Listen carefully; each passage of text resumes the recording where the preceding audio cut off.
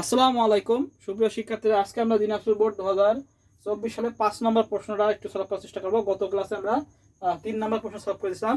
5 নম্বর প্রশ্নটা একটু দেখি আমরা।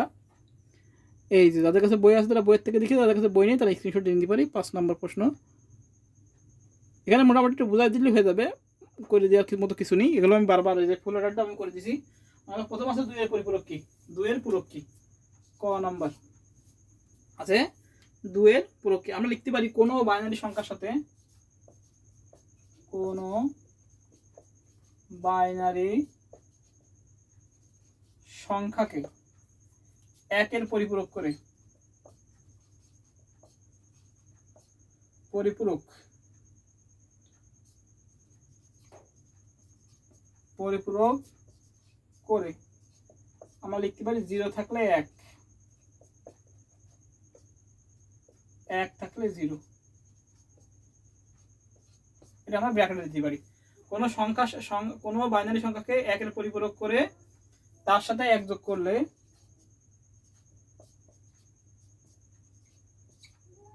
1 যোগ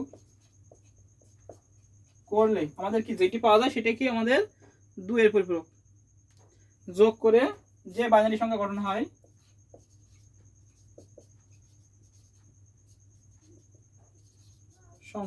হয়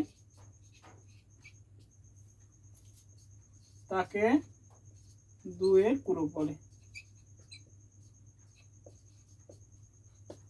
এটা আমরা লিখলেই হয়ে যাবে। 2 এর পূরক কি?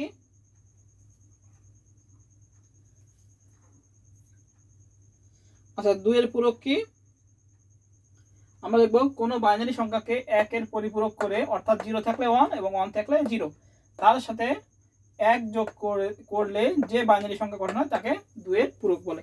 এটা ক নাম্বার লিখলে আমরা 1 এর ভিতরে 1 পেয়ে যাবো। আচ্ছা, এবার 2 নাম্বার প্রশ্ন আছে রেজিস্টার ও মেমোরি এক নয়, কারণ কি? আচ্ছা, খ আমি বলে দিচ্ছি যে রেজিস্টার হলো একগুচ্ছ ফ্লিপ ফ্লপের সমষ্টি, যা কি করে অস্থায়ী মেমোরি হিসেবে কাজ করে রেজিস্টার। কিন্তু মেমোরি কি করে? মেমোরি হলো স্থায়ী মেমোরি হিসেবে কাজ করে। হ্যাঁ, এই হলো পার্থক্য, এটাই হলো মেন পার্থক্য। একটু লিখে দিলে আমাদের শেষ। আমরা লিখবো রেজিস্টার হলো একাধিক ফ্লিপ ফ্লপের সমন্বয়ে তৈরি এক প্রকার মেমোরি ডিভাইস, যা কতগুলো বিটকে অল্প সময়ের জন্য ধারণ বা সংরক্ষণ করতে পারে, কিন্তু মেমোরি ডিভাইসের মতো সবসময় ডেটা ধারণ করতে পারে না। হ্যাঁ, তাই আমরা বলতে পারি যে রেজিস্টার ও মেমোরি এক নয়। রেজিস্টার হলো অস্থায়ী মেমোরি, আর মেমোরিটা কি আমাদের স্থায়ী মেমোরি। মেমোরিতে আমাদের বন্ধ হয়ে গেলেও কি থাকে, আর রেজিস্টার কি আমাদের অস্থায়ী মেমোরি। বোঝা গেছে? এটা হলো মেন পার্থক্য। এই জন্যই কি রেজিস্টার আর মেমোরি কি আমাদের রেজিস্টার ও মেমোরি এক নয়। গেল খ নাম্বার। এবার সে গ নাম্বার এটা হলো আমাদের কাউন্টার থেকে দিয়েছে। কাউন্টার, হ্যাঁ, এটা হলো বর্ণনামূলক লেখা। বলেছে হলো উদ্দীপকের বলক চিত্র 1 আলোকে উল্লেখিত কাউন্টারটি চিত্র সহ বর্ণনা করো। আচ্ছা, চিত্র সহ বর্ণনা করো। তাহলে চিত্র সহ বর্ণনা করতে হবে, মানে এই যে চিত্রটা দিচ্ছে এই চিত্রটা আবার রাখতে হবে। যে চিত্রটা দিছিল উদ্দীপকে,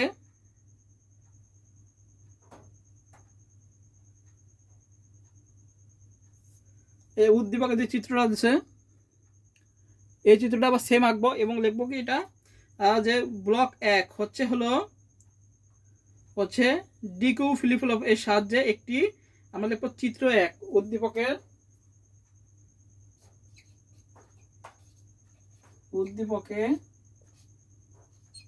চিত্র 1 হচ্ছে কি ছিল আমাদের, ডিকিউ ছিল মনে হয়। হ্যাঁ, আর ডিকিউ সব ডিকিউ ফ্লিপ ফ্লপ ডিকিউ ছিল। ডিকিউ ফ্লিপ ফ্লপের সাহায্যে একটি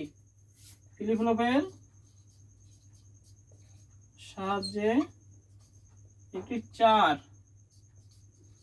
বিট রিপল কাউন্টার,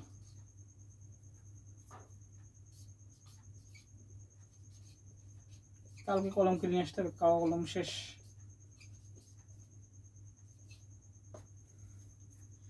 তাহলে উদ্দীপকের চিত্র 1 হচ্ছে ডিকিউ ফ্লিপ ফ্লপ এর সাহায্যে একটি 4 বিট ট্রিপল কাউন্টার। এবার চিত্র দেখে দিয়ে মোটামুটি কাউন্টারের বর্ণনাটা দিয়ে দিলেই, হুবহু লিখে দিলে আমাদের হয়ে গেল।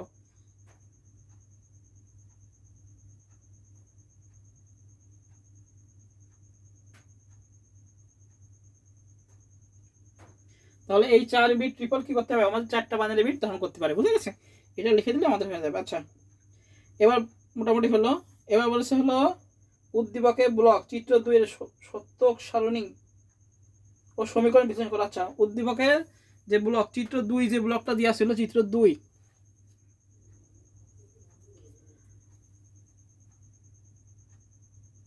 এই যে চিত্র 2,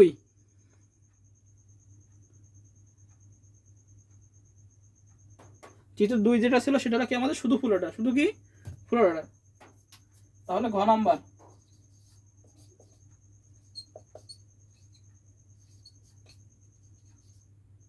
2 হলো ফুল অর্ডার। এটা যখন আমি উত্তর আপলোড দিয়ে দেবো তখন আমি নিচে মানে কমেন্টে এর এই শুধু ফুল অর্ডারটা আমি কমেন্টে দিয়ে দেবো, কমেন্টে লিঙ্ক দিয়ে দেবো, এখান থেকে আমরা দেখে নেবো। হ্যাঁ, শুধু ফুল অর্ডার। মোটামুটি এই হলো আমাদের দিনাজপুর বোর্ড সিকিউ 5 নম্বর সলভ। 24 সালে যেটা আসছিল এটা 5 নম্বর সলভ। হ্যাঁ, যে এটা এই গ নাম্বারটি একটু ব্যতিক্রম প্রশ্ন করেছে, সেটা হলো ডি কিউ ফিলিপল হবে সাহায্যে 4 বিট ট্রিপল কাউন্টার এবং 4টা বিট ধারণ করতে পারে, এভাবে আমরা সুন্দর করে লিখে দেবো চিত্র আকারে। হ্যাঁ, তাহলে আজকে এই পর্যন্তই। সবাইকে আসসালামু আলাইকুম।